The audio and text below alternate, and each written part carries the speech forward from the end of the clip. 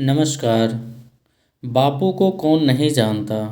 मैं आज सुनाने जा रहा हूँ बापू के जीवन काल का आत्मकथा पुस्तक सत्य के साथ मेरे प्रयोग। और हाँ, यह इस पुस्तक का तीसरा भाग है जिसमें अध्याय 3 से सुनने को मिलेगा। यदि आप इच्छुक हैं तो पहले के 2 भाग को जरूर सुनें। कुटुंब के साथ यह मेरी पहली समुद्री यात्रा थी। मैंने कितनी ही बार लिखा है कि हिंदू समाज में ब्याह बचपन में होने के कारण और मध्यम श्रेणी के लोगों के पति के प्रायः साक्षर और पत्नी के प्रायः निरक्षर होने के कारण पति पत्नी के जीवन में अंतर रहता है और पति को पत्नी का शिक्षक बनना पड़ता है। मुझे अपनी धर्मपत्नी और बालकों की वेशभूषा की, खाने पीने की और बोलचाल की संभाल रखनी होती थी। मुझे रीति रिवाज सिखाने होते थे। उन दिनों की कितनी ही बातों की याद मुझे आज भी हंसाती है। हिंदू पत्नी पति प्रायता मैं अपने धर्म की पराकाष्ठा मानती है। हिंदू पति अपने को पत्नी का ईश्वर मानता है, इसलिए पत्नी को पति जैसा नचाए वैसा नाचना होता है। 18 दिसंबर के आसपास दोनों स्टीमरों ने लंगर डाले। दक्षिण अफ्रीका के बंदरगाहों में यात्राओं के स्वास्थ्य की पूरी जांच की जाती है। यदि रास्ते में किसी को कोई छूत वाली बीमारी हुई हो तो स्टीमर को सूतक में यानी क्वारंटाइन में रखा जाता है। हमारे बम्बई छोड़ते समय वहाँ प्लेग की शिकायत थी, इसलिए हमें इस बात का डर ज़रूर था कि सूतक की कुछ बाधा होगी। बंदरगाह में लंगर डालने के बाद स्टीमर को सबसे पहले पीला झंडा फहराना होता है। डॉक्टरी जांच के बाद डॉक्टर के मुक्ति देने पर पीला झंडा उतारता है और फिर यात्रियों के रिश्तेदार आदि को स्टीमर पर आने की इजाज़त मिलती है। डॉक्टर आए, जांच करके उन्होंने 5 दिन का सूतक घोषित किया, क्योंकि उनकी यह धारणा थी कि प्लेग के कीटाणु 23 दिन तक जिंदा रह सकता है। इसलिए उन्होंने ऐसा आदेश दिया कि बम्बई छोड़ने के बाद 23 दिन की अवधि पूरी होने तक स्टीमरों को सूतक में रखा जाए। पर इस सूतक की आज्ञा का हेतु केवल स्वास्थ्य रक्षा न था। डरबन के गोरे नागरिक हमें उल्टे पैरों लौटा देने का जो आंदोलन कर रहे थे वह भी इस आज्ञा के मूल में एक कारण था। दादा अब्दुल्ला की तरफ से हमें शहर में चल रहे इस आंदोलन को खबरें मिलती रहती थी।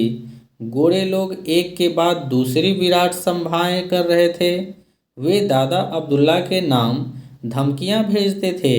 उन्होंने लालच भी देते थे। अगर दादा अब्दुल्ला दोनों स्टीमरों को वापस ले जाएं तो गोरे नुकसान की भरपाई करने को तैयार थे। दादा अब्दुल्ला किसी की धमकी से डरने वाले न थे। इस समय वहाँ सेठ अब्दुल्ला करीम हाजी आदम दुकान पर थे। उन्होंने प्रतिज्ञा की थी कि कितना ही नुकसान क्यों न उठाना पड़े, वे स्टीमरों को बंदरगाह पर लाएंगे और यात्रियों को उतारेंगे। मेरे नाम उनके विस्तृत पत्र बराबर आते रहते थे।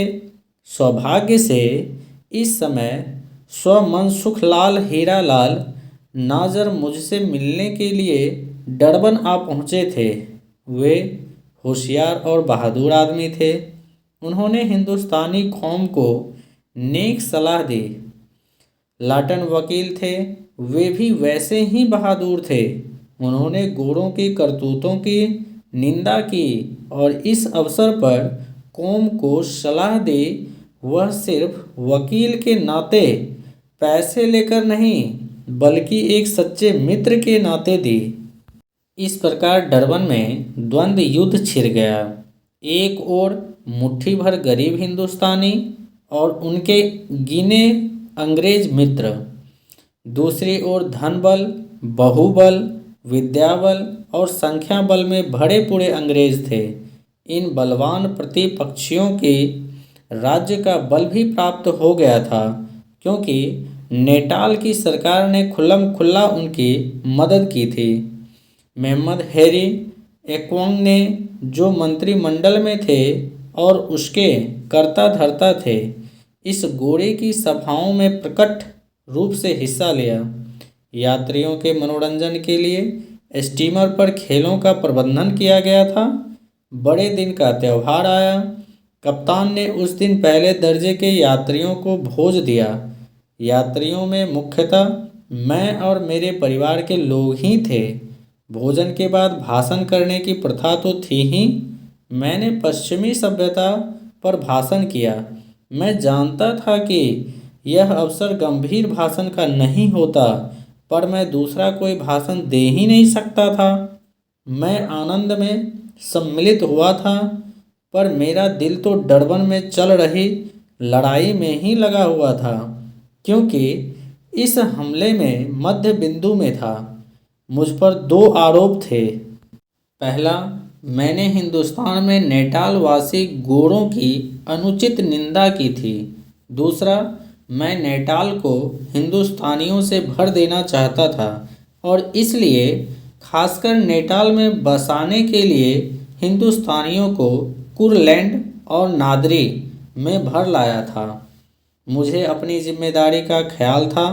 मेरे कारण दादा अब्दुल्ला भारी नुकसान में पड़ गए थे। यात्रियों के प्राण संकट में थे और अपने परिवार को साथ लाकर मैंने उसे भी दुख में डाल दिया था। पर मैं स्वयं बिल्कुल निर्दोष था। मैंने किसी को नेटाल आने के लिए ललचाया नहीं था। नादरी के यात्रियों को मैं पहचानता भी न था। कुरलैंड में अपने 2-3 रिश्तेदारों को छोड़कर बाकी के सैकड़ों यात्रियों के नाम धाम तक मैं जानता न था। मैंने हिंदुस्तान में अंग्रेज़ों के विषय में ऐसा एक भी शब्द नहीं कहा जो मैं नेटाल में कह ना चुका था, और जो कुछ मैंने कहा था उसके लिए मेरे पास काफ़ी प्रमाण था। अंत में यात्रियों को और मुझे अल्टीमेटम मिले। दोनों को धमकी दी गई कि तुम्हारी जान खतरे में है। दोनों ने नेटाल के बंदरगाह पर उतरने के अपने अधिकार के विषय में लिखा और अपना यह निश्चय घोषित किया कि कैसा भी संकट क्यों न हो, हम अपने इस अधिकार पर डटे रहेंगे। आखिर 23वें दिन अर्थात 13 जनवरी 1897 के दिन स्टीमरों को मुक्ति मिली और यात्रियों को उतरने का आदेश मिला। जहाज़ धक्के पर लगा। यात्री उतरे, पर मेरे बारे में स्कम्ब ने कप्तान से कहलाया। गांधी को और उनके परिवार को शाम के समय उतारिएगा। उनके विरुद्ध गोरे बहुत उत्तेजित हो गए हैं और उनके प्राण संकट में हैं। सुपरिंटेंडेंट टेमम उन्हें शाम को अपने साथ ले जाएंगे। कप्तान ने मुझे इस संदेश की खबर दी। मैंने तदनुसार स्वीकार किया, लेकिन इस संदेश को मिले आधा घंटा भी ना हुआ था कि इतने में लाटन आए और कप्तान से मिलकर बोले, यदि गांधी मेरे साथ चले तो मैं उन्हें अपनी जिम्मेदारी पर ले जाना चाहता हूँ। स्टीमर के एजेंट के वकील के नाते मैं आपसे कहता हूँ कि गांधी के बारे में जो संदेश आपको मिला है उसके बंधन से आप मुक्त हैं। इस प्रकार कप्तान से बातचीत करके वे मेरे पास आए और मुझसे कुछ इस मतलब की बातें कही, आपको जीवन का डर ना हो तो मैं चाहता हूँ कि श्रीमती गांधी और बच्चे गाड़ी में रुस्तमजी सेठ के घर जाएं और आप तथा मैं आम रास्ते से पैदल चले। मुझे यह बिल्कुल अच्छा नहीं लगता कि आप अंधेरा होने पर चुपचाप शहर में दाखिल हों। मेरा ख्याल है कि आप बाल भी बाका ना होगा। अब तो सब कुछ शांत है। गोरे सब तितर बितर हो गए हैं, पर कुछ भी क्यों ना हो, मेरी राय है कि आपको छिपे तौर पर शहर में कभी ना जाना चाहिए। मैं सहमत हो गया। मेरी धर्मपत्नी और बच्चे गाड़ी में बैठकर रुस्तमजी सेठ के घर सही सलामत पहुंच गए। कप्तान की अनुमति लेकर मैं लाटन के साथ उतरा। रुस्तम जी सेठ का घर वहां से लगभग 2 मील दूर था। जैसे ही हम जहाज से उतरे, कुछ लड़कों ने मुझे पहचान लिया और वे गांधी गांधी चिल्लाने लगे। तुरंत ही कुछ लोग इकट्ठे हो गए और चिल्लाहट बढ़ गई। लाटन ने देखा कि भीड़ बढ़ जाएगी, इसलिए उन्होंने रिक्शा मंगवाया। मुझे उसमें बैठना कभी अच्छा न लगता था। उस पर सवार होने का मुझे यह पहला ही अनुभव होने जा रहा था, पर लड़के क्यों बैठने देते। उन्होंने रिक्शे वाले को धकमकाया और वह भाग खड़ा हुआ। हम आगे बढ़े, भीड़ भी बढ़ती गई। खासी भीड़ जमा हो गई। सबसे पहले तो भीड़ वालों ने मुझे लाटन से अलग कर दिया। फिर मुझ पर कंकरों और सड़े अंडों की वर्षा शुरू हुई। किसी ने मेरी पगड़ी उछाल कर फेंक दी। फिर लातें शुरू हो गई। मुझे गस आ गया। मेरे पास के घर की जाली पकड़ ली और दम लिया। वहाँ खड़ा रहना तो संभव ही ना था।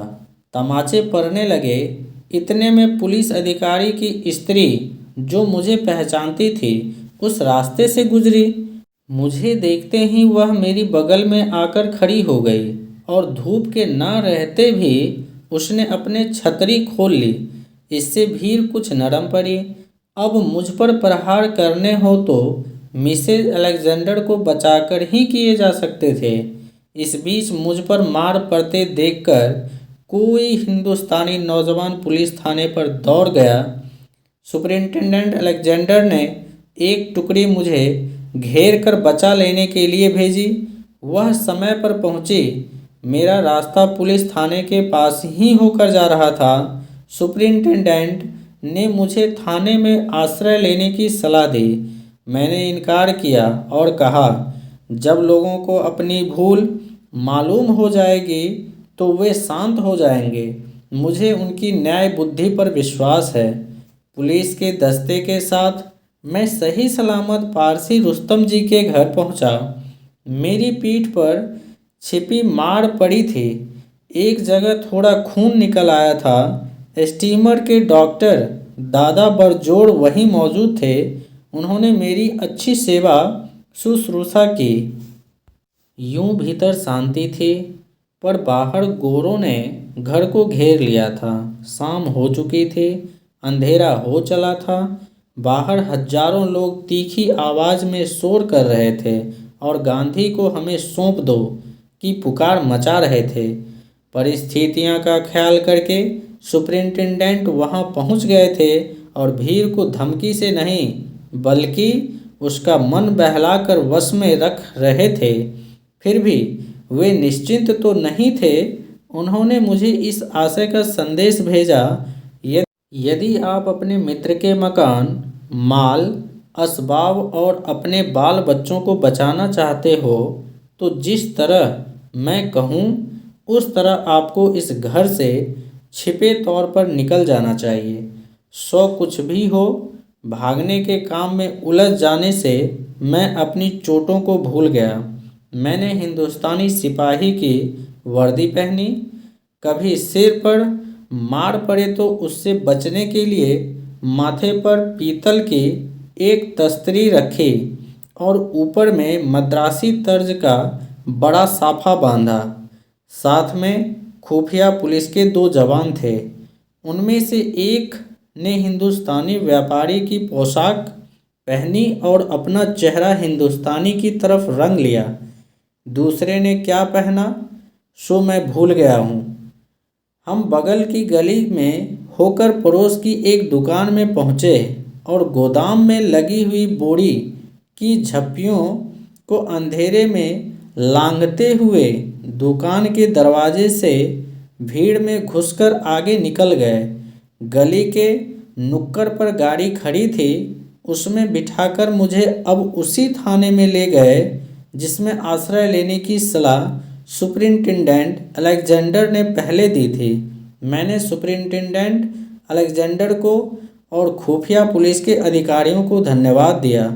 इस प्रकार जब एक तरफ से मुझे ले जाया जा रहा था, तब दूसरी तरफ सुपरिंटेंडेंट अलेक्जेंडर भीड़ में गाना गवा रहे थे।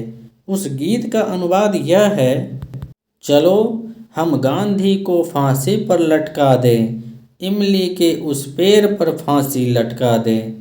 जब सुपरिंटेंडेंट अलेक्जेंडर को मेरे सही सलामत थाने पर पहुंच जाने की खबर मिली, तो उन्होंने भीड़ से कहा, आपका शिकार तो इस दुकान में से सही सलामत निकल भागा है। भीड़ में किसी को गुस्सा आया, कोई हंसा, बहुतों ने इस बात को मानने से इनकार किया। इस पर सुपरिंटेंडेंट अलेक्जेंडर ने कहा, तो आप लोग अपने में से जिसे नियुक्त कर दें, उसे मैं अंदर ले जाऊं और वह तलाश करके देख ले। अगर आप गांधी को ढूंढ निकाले तो उसे मैं आपके हवाले कर दूंगा। ना ढूंढ सके तो आपको बिखर जाना होगा। मुझे यह विश्वास है कि आप पारसी रुस्तम जी का मकान हरगिज नहीं जलाएंगे और ना गांधी के स्त्री बच्चों को कष्ट पहुंचाएंगे। भीड़ ने प्रतिनिधि नियुक्त किए। उन्होंने तलाशी के बाद उन्हें निराशाजनक समाचार सुनाए। सब सुपरिंटेंडेंट अलेक्जेंडर की सूझबूझ और चतुराई की प्रशंसा करते हुए, पर मन ही मन कुछ गुस्सा होते हुए बिखर गए। उस समय के उपनिवेश मंत्री चैम्बरलेन ने तार द्वारा सूचित किया कि मुझ पर हमला करवाने वालों पर मुकदमा चलाया जाए और मुझे न्याय दिलाया जाए। एस्काम्ब ने मुझे अपने पास बुलाया। मुझे पहुंची चोट के लिए खेद प्रकट करते हुए उन्होंने कहा, आप यह तो मानोगे नहीं कि आपका बाल भी बाका हो तो मुझे उससे कभी खुशी नहीं हो सकती। आपने लाटन की सलाह मानकर तुरंत जहाज़ उतर जाने का साहस किया। आपको ऐसा करने का हक था, पर आपने मेरे संदेश को मान लिया होता तो यह दुखद घटना न घटती। अब अगर आप हमला करने वालों को पहचान कर सकें तो मैं उन्हें गिरफ्तार करवाने और उन पर मुकदमा चलाने को तैयार हूँ। चैम्बरलेन भी यही चाहते हैं। मैंने जवाब दिया, मुझे किसी पर मुकदमा नहीं चलाना है। संभव है हमला करवाने वाले में से एक दो को मैं पहचान भी लूँ। उन्हें सज़ा दिलाने में मुझे क्या हासिल होगा? फिर मैं हमला करने वालों को दोषी भी नहीं मानता। उन्हें तो यह कहा गया है कि मैंने हिंदुस्तान में अति संयुक्तिपूर्ण बातें कहकर नेटाल के गोरों को बदनाम किया है। वे इस बात को मानकर गुस्सा हों। इसमें आश्चर्य क्या है? दोष तो बड़ों का है।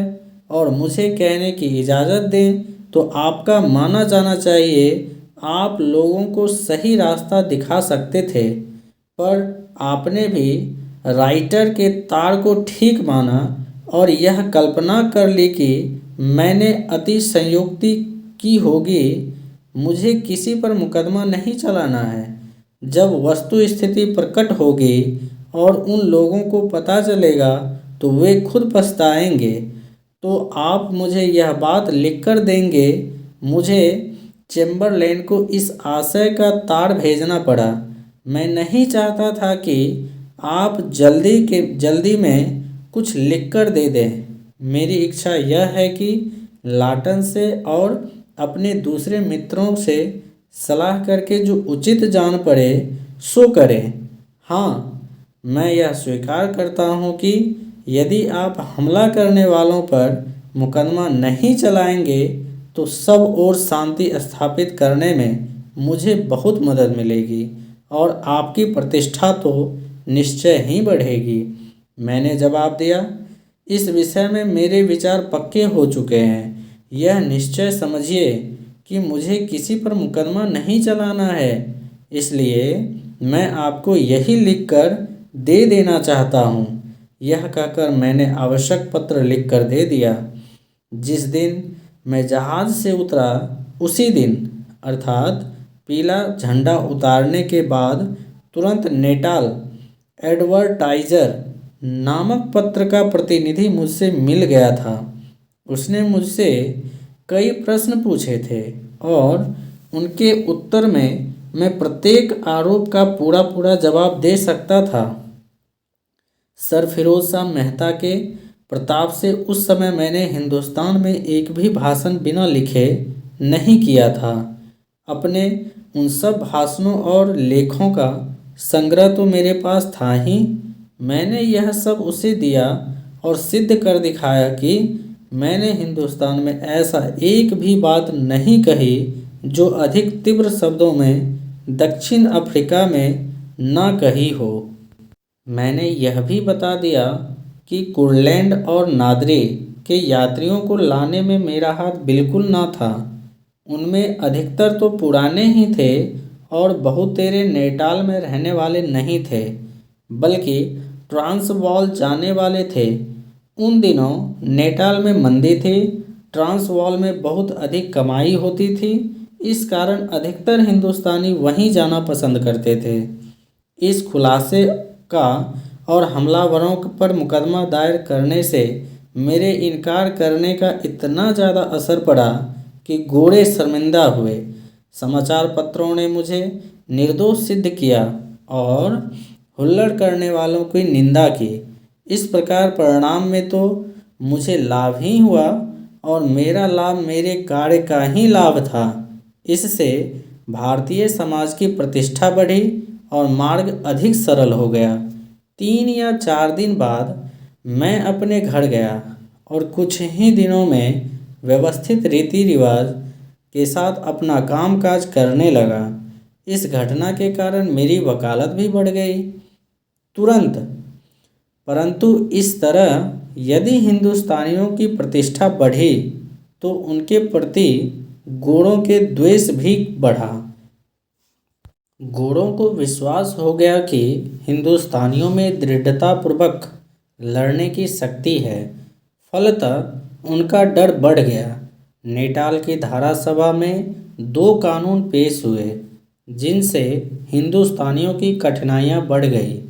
एक से भारतीय व्यापारियों के धंधे को नुकसान पहुंचा, दूसरे से हिंदुस्तानियों के आने जाने पर अंकुश लग गया। अब गांधी जी के बच्चों की शिक्षा।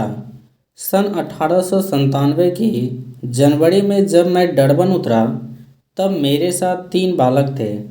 मेरा भांजा लगभग 10 वर्ष की उम्र का, मेरा बड़ा लड़का 9 वर्ष का और दूसरा लड़का 5 वर्ष का। अब इन सबको कहाँ पढ़ाया जाए। मैं अपने लड़कों को घोड़े के लिए चलने वाले स्कूलों में भेज सकता था, पर वह केवल मेहरबानी और अपवाद रूप होता। दूसरे सब हिंदुस्तानी बालक वहाँ पढ़ नहीं सकते थे। हिंदुस्तानी बालकों को पढ़ाने के लिए ईसाई मिशन के स्कूल थे, पर उनमें मैं अपने बालकों को भेजने के लिए तैयार न था। वहाँ दी जाने वाली शिक्षा मुझे पसंद न थी। वहाँ गुजराती द्वारा तो शिक्षा मिलती ही कहाँ से। सारी शिक्षा अंग्रेजी में ही दी जाती थी, अथवा बहुत प्रयत्न किया जाता तो अशुद्ध तमिल या हिंदी में दी जा सकती थी। पर इन और ऐसी अन्य त्रुटियों को सहन करना मेरे लिए संभव न था। मैं स्वयं बालकों को पढ़ाने का थोड़ा प्रयत्न करता था, पर वह अत्यंत अनियमित था। अपनी रुचि के अनुकूल गुजराती शिक्षक मैं खोज न सका। मैं उन्हें देश भेजने के लिए तैयार न था। उस समय भी मेरा यह ख्याल था कि छोटे बच्चों को माता पिता से अलग नहीं रहना चाहिए। सुव्यवस्थित घर में बालकों को जो शिक्षा सहज से मिल जाती है वह छात्रालयों में नहीं मिल सकती। अतएव अधिकतर वे मेरे साथ ही रहे। लड़कों को मैं स्वयं जितना समय देना चाहता था उतना दे नहीं सका। इस कारण और दूसरी अनिवार्य परिस्थितियों के कारण मैं अपनी इच्छा के अनुसार उन्हें अक्षर ज्ञान नहीं दे सका। इस विषय में मैं मेरे लड़कों की न्यूनाधिक मात्रा में मुझसे शिकायत भी रही थी, क्योंकि जब जब वे बीए, एमए और मैट्रिकुलेशन के संपर्क में आते तब स्वयं किसी स्कूल में ना पढ़ सकने की कमी का अनुभव करते थे। 30 पर भी मेरी अपनी राय यह थी कि जो अनुभव ज्ञान उन्हें मिला है, माता पिता का जो साहचर्य वे प्राप्त कर सके हैं, स्वतंत्रता का जो पदार्थ पाठ उन्हें सीखने को मिली है, वह सब उन्हें ना मिलता यदि मैंने उनको चाहे जिस तरह स्कूल भेजने का आग्रह रखा होता। वे बालक और मेरे लड़के आज समान व्यवस्था के हैं। मैं नहीं मानता कि वे मनुष्यता में मेरे लड़कों से आगे बढ़े हुए हैं अथवा उनसे मेरे लड़के कुछ अधिक सीख सकते हैं। फिर भी मेरे प्रयोग का अंतिम परिणाम तो भविष्य ही बता सकता है। यहाँ इस विषय की चर्चा करने हेतु तो यह है कि मनुष्य जाति की उत्क्रांति का अध्ययन करने वाले लोग गृह शिक्षा और स्कूली शिक्षा के भेद का और माता पिता द्वारा अपने जीवन में किए हुए परिवर्तनों का उनके बालकों पर जो प्रभाव पड़ता है उसका कुछ अंदाज लगा सकें।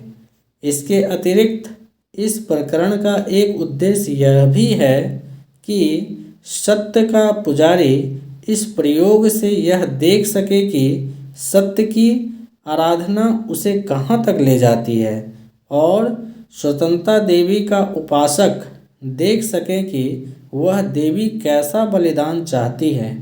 बालकों को अपने साथ रखते हुए भी यदि मैंने स्वाभिमान का त्याग किया होता, दूसरे भारतीय बालक जिसे ना पा सके उसकी अपने बालकों के लिए इच्छा न रखने के विचार का पोषण न किया होता, तो मैं अपने बालक को अक्षर ज्ञान अवश्य दे सकता था। किंतु उस दशा में स्वतंत्रता और स्वाभिमान का जो पदार्थ पाठ वे सीखे वह न सीख पाते और जहाँ स्वतंत्रता तथा अक्षर ज्ञान के बीच ही चुनाव करना हो, वहाँ कौन कहेगा कि स्वतंत्रता अक्षर ज्ञान से 1000 गुनी अधिक अच्छी नहीं है। सन 1920 में जिन नौजवानों को मैंने स्वतंत्रता घातक स्कूलों और कॉलेजों को छोड़ने के लिए आमंत्रित किया था और जिनसे मैंने कहा था कि स्वतंत्रता के लिए निरक्षर रहकर आम रास्ते पर गिट्टी फोड़ना गुलामी में रहकर अक्षर ज्ञान प्राप्त करने से कहीं अच्छा है, वे अब मेरे कथन के मर्म को कदाचित समझ सकेंगे। अगला अध्याय है सेवावृत्ति। मन में हमेशा यह विचार बना रहता कि सेवा शुश्रूषा का एक सा काम मैं हमेशा करता रहूं तो कितना अच्छा हो। Doctor Booth Saint Adams mission के मुखिया थे। वे हमेशा आप अपने पास आने वालों को मुफ्त दवा दिया करते थे। बहुत भले और दयालु आदमी थे। पारसी रुस्तम जी की दयाशीलता के कारण डॉक्टर बूथ की देखरेख में एक बहुत छोटा अस्पताल खुला। मेरी प्रबल इच्छा हुई कि मैं इस अस्पताल में नर्स का काम करूं। इस काम से मुझे थोड़ी शांति तो मिलेगी। मेरा काम बीमार की हालत समझकर उसे डॉक्टर को समझाने और डॉक्टर की लिखी दवा तैयार करके बीमार को देने का था। इस काम से मैं दुखी दर्दी हिंदुस्तानियों के निकट संपर्क में आया।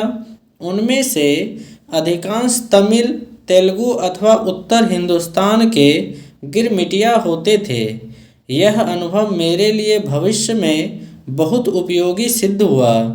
बोअर युद्ध के समय घायलों की सेवा शुश्रूषा के काम में और दूसरी बीमारियों की परिचर्या में मुझे इससे बड़ी मदद मिली। बालकों के लालन पालन को प्रश्न तो मेरे सामने था ही। दक्षिण अफ्रीका में मेरे 2 लड़के और हुए। उन्हें किस तरह पाल पोस कर बड़ा किया जाए, इस प्रश्न को हल करने में मुझे इस काम ने अच्छी मदद की। अगला अध्याय है ब्रह्मचर्य। अब ब्रह्मचर्य के विषय में विचार करने का समय आ गया है। एक पत्नी व्रत का तो विवाह के समय से ही मेरे हृदय में स्थान था, पत्नी के प्रति वफादारी मेरे सत्य व्रत का अंग थी, पर अपनी स्त्री के साथ भी ब्रह्मचर्य का पालन करना चाहिए, इसका स्पष्ट बोध मुझे दक्षिण भारत में ही हुआ। पति पत्नी में ऐक्य होता है, इसलिए उनमें परस्पर प्रेम हो तो कोई आश्चर्य नहीं। मालिक और नौकर के बीच वैसा प्रेम प्रयत्न पूर्वक विकसित करना होता है। दिन पर दिन कवि के वचनों का बल मेरी दृष्टि में बढ़ता प्रतीत हुआ। जागृत होने के बाद भी 2 बार तो मैं विफल ही रहा। प्रयत्न करता परंतु गिर पड़ता। प्रयत्न में मुख्य उद्देश्य ऊंचा नहीं था, मुख्य उद्देश्य था संतोषनोपत्ति को रोकना। उनके बाह्य उपचारों के बारे में मैंने विलायत में कुछ पढ़ा था। संयम पालन की कठिनाइयों का पार न था। हमने अलग खाटें रखी। रात में पूरी तरह थकने के बाद ही सोने का प्रयत्न किया। इस सारे प्रयत्न का विशेष परिणाम मैं तुरंत नहीं देख सका, पर आज भूतकाल पर निगाह डालते हुए देखता हूँ कि इन सब प्रयत्नों ने मुझे अंतिम निश्चय पर पहुँचाने का बल दिया। अंतिम निश्चय तो मैं सन 1906 में ही कर सका था। उस समय सत्याग्रह का आरंभ नहीं हुआ था। मुझे उसका सपना तक नहीं आया था। बोअर युद्ध के बाद नेटाल में जुलू विद्रोह हुआ। उस समय मैं जोहान्सबर्ग में वकालत करता था, पर मैंने अनुभव किया कि इस विद्रोह के मौके पर भी मुझे अपनी सेवा नेटाल सरकार को अर्पण करनी चाहिए। मैंने सेवा अर्पण की और वह स्वीकृति हुई। ब्रह्मचर्य के संपूर्ण पालन का अर्थ है ब्रह्म दर्शन। यह ज्ञान मुझे शास्त्र द्वारा नहीं हुआ, यह अर्थ मेरे सामने क्रम क्रम से अनुभव सिद्ध होता गया। उससे संबंध रखने वाले शास्त्र वाक्य मैंने बाद में पढ़े। ब्रह्मचर्य में शरीर रक्षक, बुद्धि रक्षक और आत्म का रक्षण समाया हुआ है। इसे मैं व्रत लेने के बाद दिन प्रतिदिन अधिकाधिक अनुभव करने लगा। अब ब्रह्मचर्य को एक घोर तपस्या के रूप में रहने देने के बदले उसे रसमय बनाना था और उसी सहारे निभाना था। इसलिए अब उसकी विशेषताओं के मुझे नित्य नए दर्शन होने लगे। ब्रह्मचर्य का पालन करना हो तो स्वादेंद्रिय पर प्रभुत्व प्राप्त करना ही चाहिए। मैंने स्वयं अनुभव किया है कि यदि स्वाद को जीत लिया जाए तो ब्रह्मचर्य का पालन बहुत सरल हो जाता है। इस कारण अब से आगे के मेरे आहार संबंधी प्रयोग केवल अन्नाहार की दृष्टि से नहीं बल्कि ब्रह्मचर्य की दृष्टि से होने लगे। मैंने प्रयोग करके अनुभव किया कि आहार थोड़ा सादा, बिना मिर्च मसाले का और प्राकृतिक स्थिति वाला होना चाहिए। ब्रह्मचारी का आहार वनपक्व फल है। इसे अपने विषय में तो मैंने 6 वर्ष तक प्रयोग करके देखा है।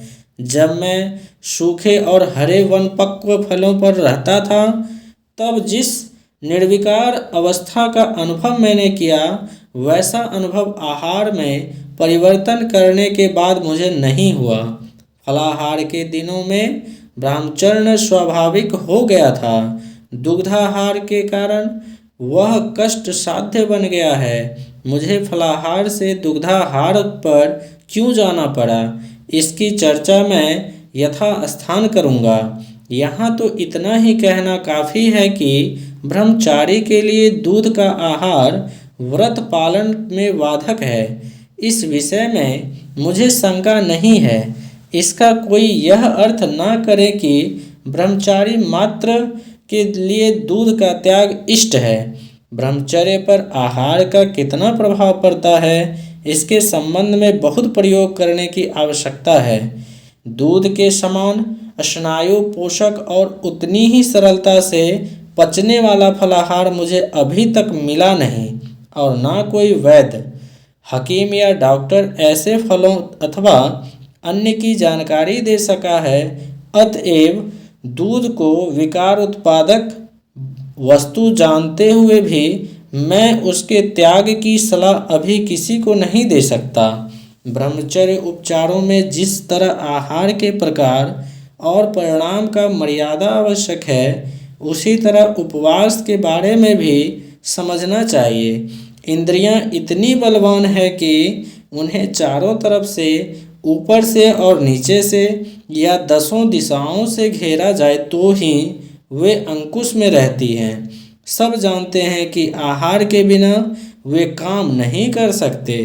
अतएव इंद्रियां दमन के हेतु से स्वेच्छापूर्वक किए गए उपवास से इंद्रिय दमन में बहुत मदद मिलती है, इसमें मुझे कोई संदेह नहीं। कई लोग उपवास करते हुए भी इसमें विफल होते हैं। उसका कारण यह है कि उपवास ही सब कुछ कर सकेगा, ऐसा मानकर वे केवल स्थूल उपवास करते हैं और मन से 56 भागों का स्वाद लेते रहते हैं। उपवास के दिनों में वे उपवास की समाप्ति पर क्या खाएंगे, इसके विचारों का स्वाद लेते रहते हैं और फिर शिकायत करते हैं कि स्वानेंद्रियां का संयम सधा और न जनेंद्रियां का। उपवास की सच्ची उपयोगिता वही होती है जहाँ मनुष्य का मन भी देह दमन के साथ देता है। तात्पर्य यह है कि मन में विषय भोग के प्रति विरक्ति आनी चाहिए।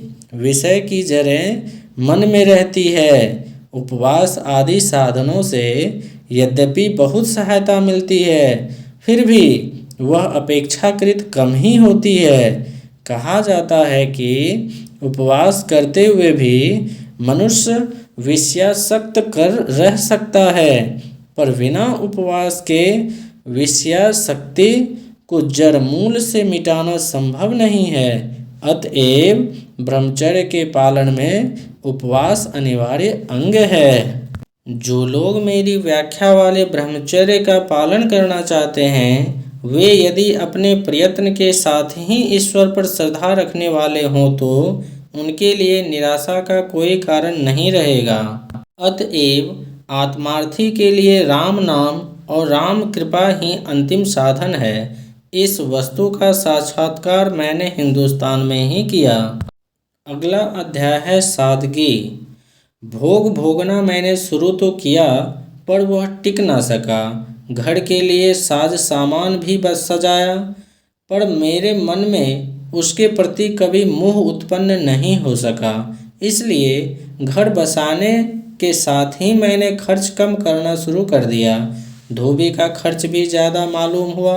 इसके अलावा धोबी निश्चित समय पर कपड़े नहीं लौटाता था, इसलिए 2-3 दर्जन कमीजों और उतने ही कॉलरों से भी मेरा काम चल नहीं पाता था। कॉलर में रोज बदलता था, कमीज रोज नहीं तो 1 दिन के अंदर से बदलता था। इससे दोहरा खर्च होता था। मुझे यह व्यर्थ प्रतीत हुआ।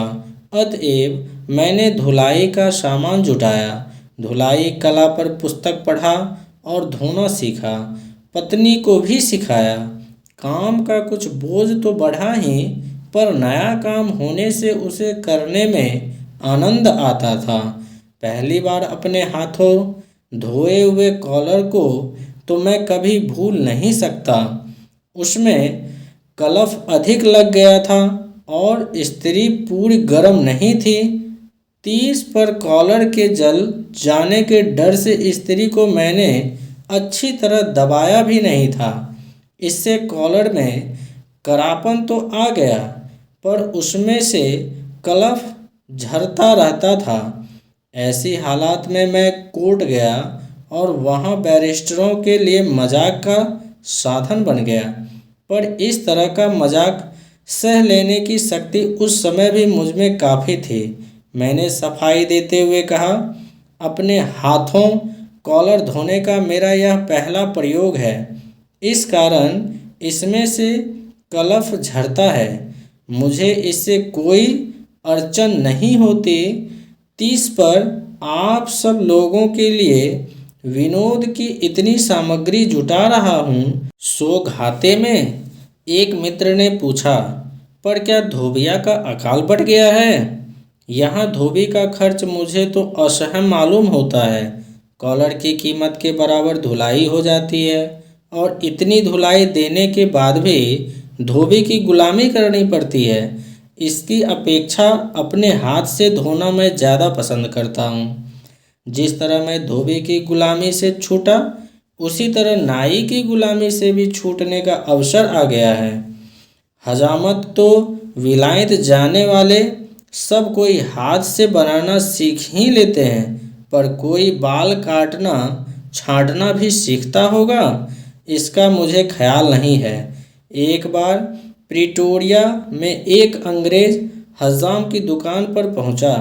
उसने मेरी हजामत बनाने से साफ इनकार कर दिया और इनकार करते हुए जो तिरस्कार प्रकट किया सो घाते में रहा।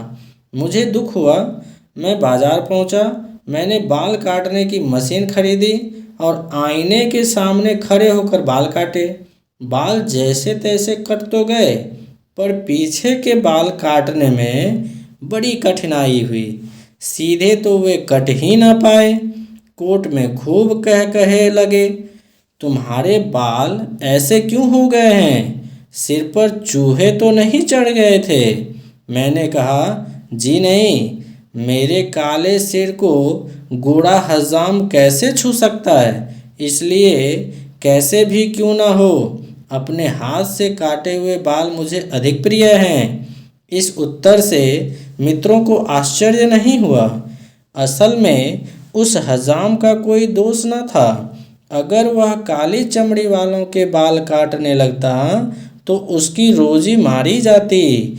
हम भी अपने अछूतों के बाल ऊंची जाति के हिंदुओं के हजामों को कहाँ काटने देते हैं। दक्षिण अफ्रीका में मुझे इसका बदला एक नहीं बल्कि अनेकों बार मिली है, और चूंकि मैं यह मानता था कि यह हमारे दोष का परिणाम है, इसलिए मुझे इस बात से कभी गुस्सा नहीं आया। स्वावलंबन और सादगी के मेरे शौक ने आगे चलकर जो तीव्र स्वरूप धारण किया, उसका वर्णन यथास्थान होगा। इस चीज़ की जड़ तो मेरे अंदर शुरू से ही थी। उसके फूलने फलने के लिए केवल सिंचाई की आवश्यकता थी।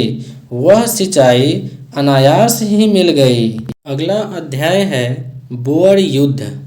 सन 1897 से 1899 के बीच के अपने जीवन के दूसरे अनेक अनुभवों को छोड़कर अब मैं बोअर युद्ध पर आता हूँ।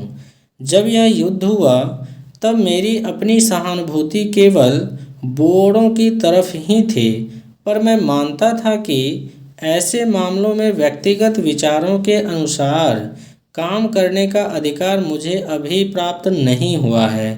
इस संबंध में के मंथन चिंतन का सूक्ष्म निरीक्षण मैंने दक्षिण अफ्रीका के सत्याग्रह का इतिहास में किया है, इसलिए यहाँ करना उचित नहीं है। जिज्ञासुओं को मेरी सलाह है कि वे उस इतिहास को पढ़ जाएं। यहाँ तो इतना ही कहना काफ़ी होगा कि ब्रिटिश राज्य के प्रति मेरी वफादारी मुझे उस युद्ध में सम्मिलित होने के लिए ज़बरदस्ती घसीट ले गई। मैंने अनुभव किया कि जब मैं ब्रिटिश प्रजाजन के नाते अधिकार मांग रहा हूँ, तो उसी नाते ब्रिटिश राज्य की रक्षा में हाथ बटाना भी मेरा धर्म है। उस समय मेरी यह राय थी कि हिंदुस्तान की संपूर्ण उन्नति ब्रिटिश साम्राज्य के अंदर रहकर हो सकती है। अतएव जितने साथी मिले उतनों को लेकर और अनेक कठिनाइयों सहकर हमने घायलों की सेवा की, शुश्रूषा करने वाली एक टुकड़ी खड़ी की। अब तक साधारणतया यहाँ के अंग्रेज़ों की यही धारणा थी कि हिंदुस्तानी संकट के कामों में नहीं पड़ते, उन्हें स्वार्थ के अतिरिक्त और कुछ नहीं सूझता। इसलिए कई अंग्रेज मित्रों ने मुझे निराश करने वाले उत्तर दिए थे। अकेले डॉक्टर बूथ ने मुझे बहुत प्रोत्साहित किया। उन्होंने हमें घायल योद्धाओं की सार संभाल करना सिखाया। अपनी योग्यता के विषय में हमने डॉक्टरी प्रमाण पत्र प्राप्त किए। लाटन और एकम्बन ने भी हमारी इस कार्य को पसंद किया। अंत में लड़ाई के समय सेवा करने देने के लिए हमने सरकार से विनती की। जवाब में सरकार ने हमें धन्यवाद दिया, पर यह सूचित किया कि इस समय हमें आपकी सेवा की आवश्यकता नहीं है। हमारी इस टुकड़ी में लगभग 1100 आदमी थे। उनमें करीब 40 मुखिया, दूसरे कोई 300 स्वतंत्र हिंदुस्तानी भी रंग रूटों में भर्ती हुए थे। बाकी के गिरमिटिया थे। डॉक्टर बूथ भी हमारे साथ थे। उस टुकड़ी ने अच्छा काम किया, यद्यपि उसे गोला बारूद की हद के बाहर ही काम करना होता था और रेड क्रॉस का संरक्षण प्राप्त था। फिर भी संकट के समय गोला बारूद की सीमा के अंदर काम करने का अवसर भी हमें मिला। ऐसे संकट में न पड़ने का इकरार सरकार ने अपनी इच्छा से हमारे साथ किया था। पर एस्पियांकोव की हार के बाद हालात बदल गई। इसलिए जनरल बुलर ने यह संदेशा भेजा कि यद्यपि आप लोग जोखिम उठाने के लिए वचनबद्ध नहीं हैं, तो भी यदि आप जोखिम उठाकर घायल सिपाहियों और अफसरों को रण क्षेत्र से उठाकर और डोलियों में डालकर ले जाने को तैयार हो जाएंगे, तो सरकार आपका उपकार मानेगी। हम तो जोखिम उठाने की तैयार ही थे। अतएव एस्पियांकोव की लड़ाई के बाद हम गोला बारूद की सीमा के अंदर काम करने लगे। इन दिनों सबको कई बार दिन में 20-25 मील की मंजिल तय करनी पड़ती थी और एक बार तो घायलों को डोले में डालकर इतने मील चलना पड़ा था। जिन घायल योद्धाओं को हमें इस प्रकार उठाकर ले जाना पड़ा, उनमें जनरल वुडगेट वगैरह भी थे। 6 हफ्तों के बाद हमारी टुकड़ी को विदा दी गई। एस्पियांकोव और बालक्रॉज की हार के बाद लेडी स्मिथ आदि स्थानों को बोअरों के घेरे में से बड़ी तेजी के साथ छुड़ाने का विचार ब्रिटिश सेनापति ने छोड़ दिया था और इंग्लैंड तथा हिंदुस्तान से और अधिक सेना के आने की राह देखने तथा धीमी गति से काम करने का निश्चय किया था। हमारे छोटे से काम की उस समय तो बड़ी स्तुति हुई। इससे हिंदुस्तानियों की प्रतिष्ठा बढ़ी। आखिर हिंदुस्तानी साम्राज्य के वारिस तो हैं ही। इस आशय के गीत गाए गए। जनरल वुलर ने अपने तरीके में हमारी टुकड़ी के काम की तारीफ की। मुखिया को युद्ध के पदक भी मिले। इससे हिंदुस्तानी कौम अधिक संगठित हो गए। मैं गिरमिटिया हिंदुस्तानियों के बहुत अधिक संपर्क में आ सका। उनमें अधिक जागृति आई और हिंदू, मुसलमान, ईसाई, मद्रासी, गुजराती, सिंधी हिंदुस्तानी है, यह भावना अधिक दृढ़ हुई। सबने माना कि अब हिंदुस्तानियों के दुख दूर होने की चाहिए। उस समय तो गोरों के व्यवहार में भी स्पष्ट परिवर्तन दिखाई दिया। लड़ाई में गोरों के साथ जो संपर्क हुआ वह मधुर था। हमें हजारों टर्मियों के साथ रहने का मौका मिला। वे हमारे साथ मित्रता का व्यवहार करते थे और यह जानकर कि हम उनकी सेवा के लिए आए हैं, हमारा उपकार मानते थे।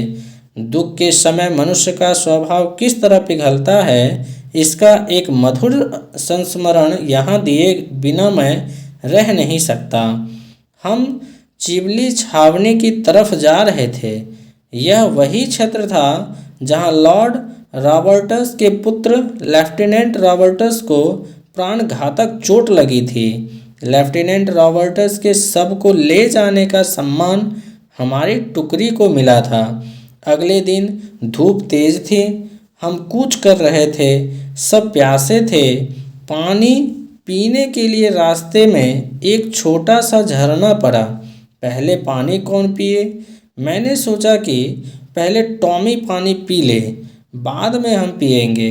पर टॉर्मियों ने हमें देखकर तुरंत हमसे पानी पी लेने का आग्रह शुरू किया और इस तरह बड़ी देर तक हमारे बीच आप पहले हम पीछे का मीठा झगड़ा चलता रहा। अगला अध्याय सफाई आंदोलन और अकाल कोष। समाज के एक भी अंग का निरुपयोगी रहना मुझे हमेशा अखरा है। जनता के दोष छिपाकर उसका बचाव करना अथवा दोष दूर किए बिना अधिकार प्राप्त करना मुझे हमेशा अरुचिकर लगा है। इसलिए दक्षिण अफ्रीका में रहने वाले हिंदुस्तानियों पर लगाए जाने वाले एक आरोप का, जिसमें कुछ तथ्य था, इलाज करने का काम मैंने वहाँ के अपने निवास काल में ही सोच लिया था। हिंदुस्तानियों पर जब तब यह आरोप लगाया जाता था कि वे अपने घर बार साफ नहीं रखते और बहुत गंदे रहते हैं। इस आरोप को निःशेष करने के लिए आरंभ में हिंदुस्तानियों के मुखिया माने जाने वाले लोगों के घरों में तो सुधार आरंभ हो ही चुके थे, पर घर घर घूमने का सिलसिला तब शुरू हुआ जब डरबन में प्लेग के प्रकोप का डर पैदा हुआ। इसमें म्यूनिसिपैलिटी के अधिकारी का भी सहयोग और सम्मति थी।